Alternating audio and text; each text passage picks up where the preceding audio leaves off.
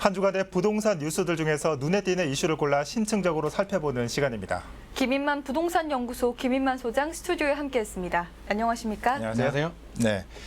자, 매주 오실 때마다 질문 드리고 있는데 한 주간에 또 부동산 시장 뜨거웠어요. 어떤 이슈들이 국직간 이슈들이 있었습니까? 이번 주는 아무래도 세제 개편안이 가장 핫 이슈였던 것 같습니다. 세제 개편안이 나왔는데 좀 뒤숭숭한 것 같아요. 모든 무주택자들도 불만이고 다주택자들도 불만이어서 여러 가지 상황이 좀 뒤숭숭한 상황인 것 같습니다. 예. 자, 그와 관련된 종부세 문제도 오늘 다룰 텐데 나중에 다루기로 하고 자, 먼저 다룰 얘기는 GTX C 노선입니다. 지난주 GTX C 노선 우선 협상 대상자가 선정되고 정차역 추가 소식이 전해지면서 지역별로 희비가 교차했습니다. 이런 가운데 발표 이후 강남구 은마아파트에서는 반대 여론이 들끓고 있습니다. 예정 노선이 아파트 지하를 관통한다는 소식이 전해졌기 때문인데요. 관련 영상을 보고 나서 소장님과 이야기 나눠보겠습니다. 아파트 경비실 외벽에 균열이 길게 이어졌습니다. 한쪽으로 기운 건물을 철제 보강재가 지탱합니다. 지은 지 40년이 넘은 은마아파트의 현재 모습입니다. 이런 가운데 지난 18일 GTX-C 우선 협상 대상자가 선정됐습니다. 업체 제한 노선이 아파트 밑을 관통하면서 주민들의 불안은 분노로 바뀌었습니다. 4만 명이 사는 대단지 단지 그 사유재산 밑으로 땅굴을 뚫어서 폭파해가지고 돈 벌겠다는 게 말이 됩니까? 전 너무너무 화가 나고 우리 은마 주민들은 현대가 이거 막기 위해서 뭐든지 다 할 겁니다. 내진 설계도 돼 있지 않은 중층 아파트이고요. 우리가 살고 있는 이 거주지 밑으로 철도가 발파해서 관통한다는 것에 지금 극심한 공포를 느끼고 있고요. 이걸 바로잡기 위해서 우리 주민들은 1년째 길거리에서 정말로 애원하고 또 분노하고 했음에도 끝까지 이렇게 밀어붙이는 주민들의 반발은 더욱 거세질 전망입니다. 노후된 아파트에 사는 주민들에게 지하 관통은 안전을 넘어 생존권이 걸린 문제이기 때문입니다. 외부에서 보는 어떤 님비 현상이나 집단 이규지 현상이 결코 아닙니다. 이거는 재산권의 문제 이전에 우리의 생명권, 안전권의 문제가 될 수가 있습니다.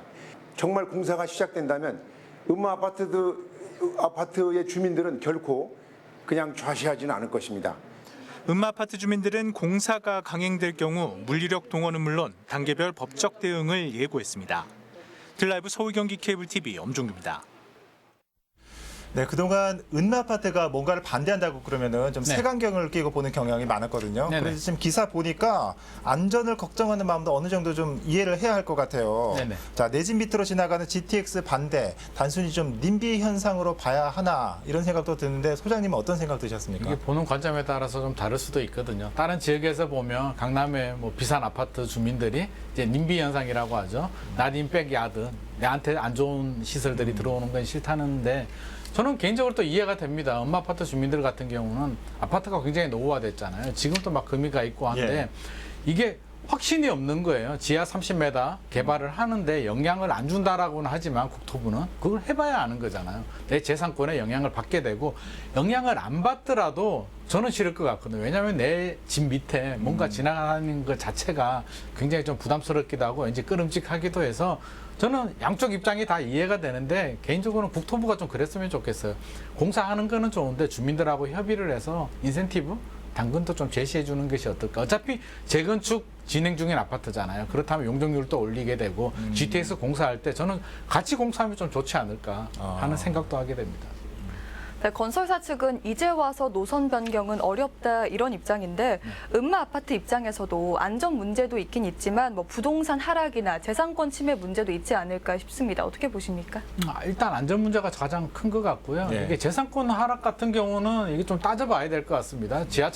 지하철이 이제 집 밑으로 아파트 밑으로 지나다니게 되면 플러스 요인은 없어요. 좋을 건 하나도 없는데 30m 밑으로 지나다니는 게 지금 강남에도 지하철들이 많잖아요. 그렇게 따지면 강남에 있는 빌딩들, 강남역에 있는 빌딩들이 다 재산권의 침해를 받느냐 그러면 그렇지는 않거든요. 그렇기 때문에 그걸 무조건 재산권하고 이제 연계하기에는 좀 불합리한 부분이 있는 것 같고요. 저는 주민들 입장은 충분히 이해가 되지만 그렇다고 무조건 반대만 할 수는 없잖아요. 건설사 입장도 이제 세 개의 컨소시엄이 있었는데 GS 같은 경우는 우회 노선을 했는데 떨어졌고요. 이제 현대가 됐는데 합리적으로 본다면 현대 노선도 합리적인 부분이 있거든요. 지금 와서 노선을 바뀌게 되면 다시 원점에서 재검토해야 되는데 그러면 GTX-C를 안 하겠거나 안 하거나 굉장히 길어지기 때문에 그거는 현실적으로 좀 어렵지 않나. 그래서 저는 주민들하고 좀 협상, 타협을 좀 해야 되지 않나 싶습니다. 이 안방 밑으로 지나는 이 터널 공사가 비단 이 음아파트가 처음이 아니지 않습니까? 네네. 뭐 GTX A 노선이 지나는 용산구 후암동 사례도 있고, 네네. 또 구로 항동에는 초등학교 밑을 지나는 고속도로, 또 최근에는 뭐 인천 삼두 아파트에서 아파트 밑으로 수도권 제2순환 고속도로가 지나면서 뭐 네. 구분지상권을 해제하라 이런 논의도 지금 계속되고 있는데, 네. 음아파트도 이와 비슷한 상황 아니겠습니까? 그렇죠. 뭐 거의 비슷하다고 봐야죠. 그래서 이제 몇 메다로 파느냐, 균열을 주느냐의 문제인데 보통 이제 구분 지상권을 설정하게 되거든요. 예. 그래서 설정해도 큰 이득은 없어요. 이게 세대당 나눠버리게 되면 한 몇만 원 정도, 많아야 몇십만 원 안 될 것 같아요. 몇만 원 정도 받기 때문에 안 받고 안 하면 좋은데 이게 또 안 받기도 어려운 게 공익의 목적을 위해서 지하철을 개발하는데 우리가 구분 지상권을 안 받는다고 해서 이게 해결될 문제는 아니거든요. 예. 그래서 이게 참 굉장히 좀 복잡한 문제인 것 같아요. 자칫 잘못하면 또 님비 현상이 될 수도 있고요. 예. 왜?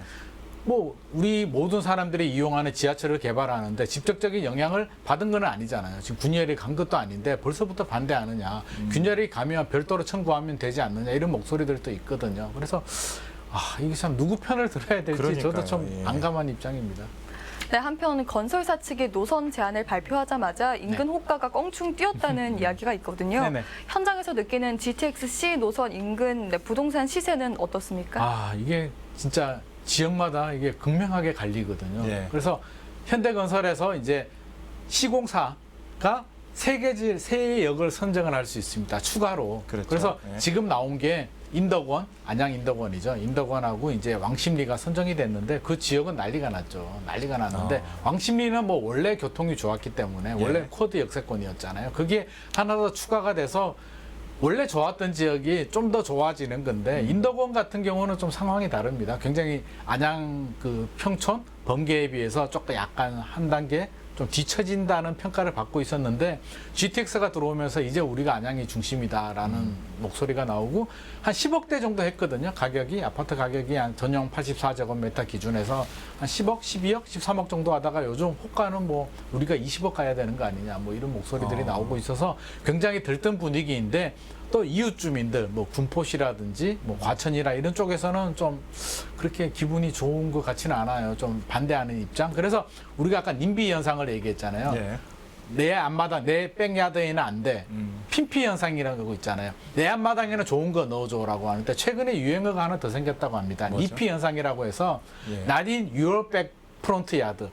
너한테 좋은 거 가는 거는 싫어라는 현상이 생기고 있거든요. 그래서 저는 노선이 생긴다. 우리 공공의 이익을 위해서 지하철이 이제 노선이 더 생기는 거는 좋은데 이게 지역 주민들 간에 갈등이 생길 수가 있어서 왜 너희 동네에 생기느냐. 이게 왜 이렇게 되냐면 집값하고 지하철이 생긴다는 건 미래 가치가 좋아진다는 것이고요. 최대 개발 호재가 생기는 것이기 때문에 나쁘게 말하면 우리 동네 들어와야 되는데 옆 동네 들어오게 되면 옆 동네 집값이 오르니까 옆 동네에서는 반대하는 거고 우리 동네에서는 환호성을 지르는 건데 이게 접점을 어디로 찾아야 되느냐에 대해서는 참 이게 어려운 숙제인 것 같아요. 네, 그럼 다음 이슈 살펴보도록 하겠습니다.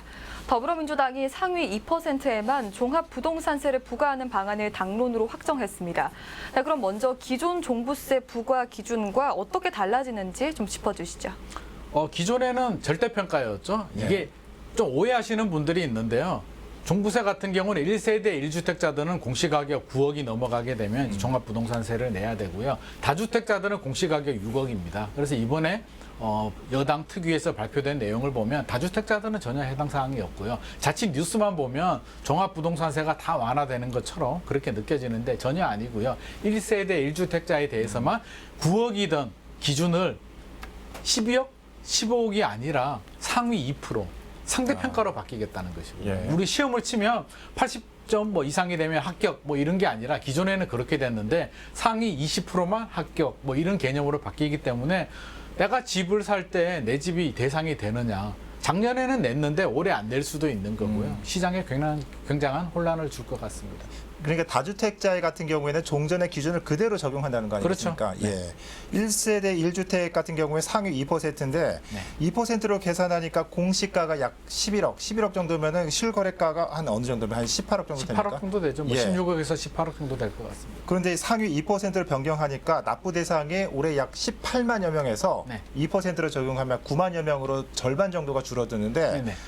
상황이 이러니까 부자들을 위한 감세 아니냐 이런 지적도 있는데 이에 대해서는 어떻게 생각하십니까? 제가 이게 2%안이 발표되고 이제 주변 사람들한테 다 물어봤습니다. 무주택자들한테도 물어보고 1주택자, 다주택자들한테 물어봤는데 이게 공교롭게도 예.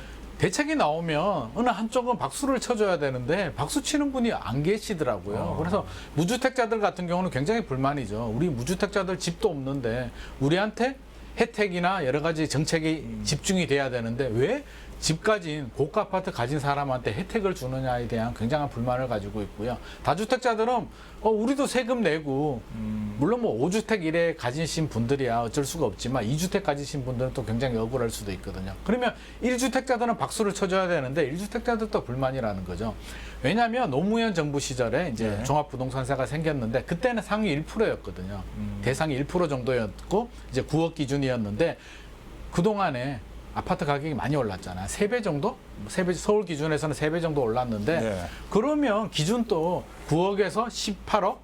뭐 그 이상 이렇게 기준이 올라가줘야 되는데 옛날에는 1%였는데 지금 집값이 많이 올라서 4%가 됐는데 반으로 잘라서 왜 2%냐? 2%의 기준이 뭐냐?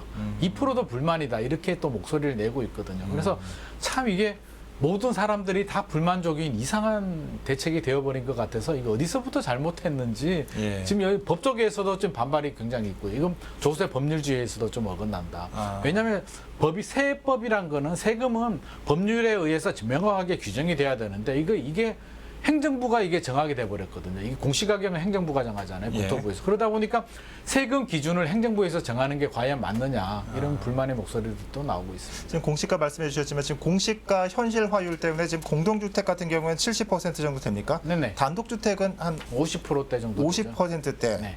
그러니까 아파트가 주택보다 좀 불리하다라고 할 수 있는데 네. 달리 말하면은 아파트보다 더 비싼 고가 단독 주택을 가진 사람은 종부세 부과 대상에서 피해갈 여지가 있는 거 아니겠습니까? 뭐 계산적으로 약간 피해갈 여지가 생겼겠죠. 이제 지금 4%였는데 기준은 절대 기준이지만 비율을 보면 4% 정도였는데 2% 정도 되면 아무래도 아파트가 현실화율이 높거든요. 예. 공시가격 현실화율이 한 70%대 정도 되고 앞으로도 더 올린다라고는 하지만 단순 계산적으로는 단독주택 가지신 분들이 조금 더 혜택을 볼 가능성은 있을 것 같습니다. 근데 단독주택도 이제 서울 같은 경우는 가격대에 따라서 달라지는데 한 15억 원? 20억 원 사이 한 요 정도 되는 단독주택들은 본의 아니게 혜택을 보는 단독주택들도 나올 것 같습니다.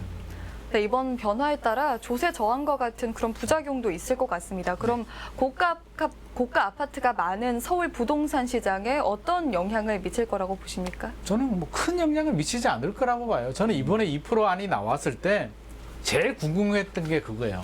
아니 이게 주택시장 안정에 도움이 될까? 주택시장 안정과 집값 안정, 집값이 떨어질까? 서민 주거 안정에 도움이 될까라고 생각해 보면 사실 서민들하고 별로 도움이 되지 않거든요. 우리 종합부동산세가 노무현 정부 때 나왔지만 최근에 또 강화됐지만 집값이 안정됐냐 그러면 최근에 집값이 더 신고가 행진에 이어가고 있잖아요. 전세 가격도 올라가고 있고 주택시장 안정에 별로 도움?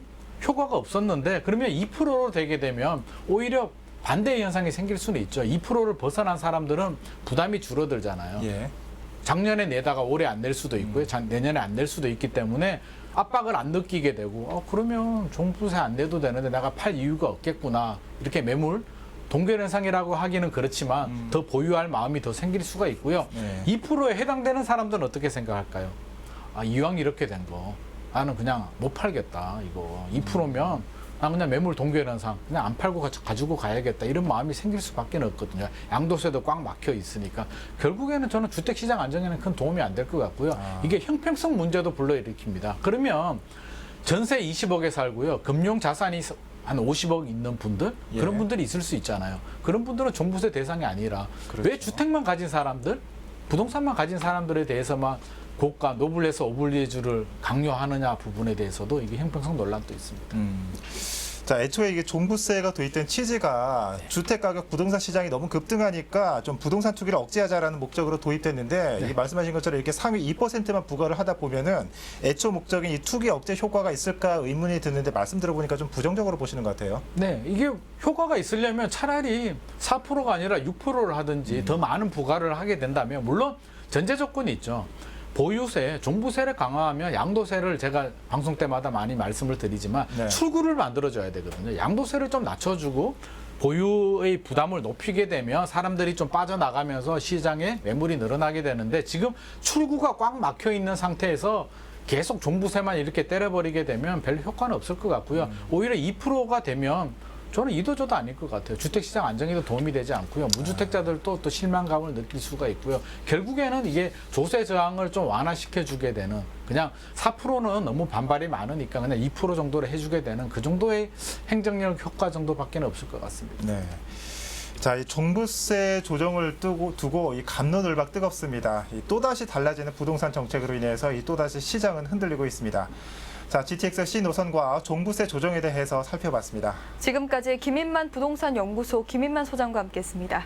소장님 오늘 말씀 잘 들었습니다. 고맙습니다.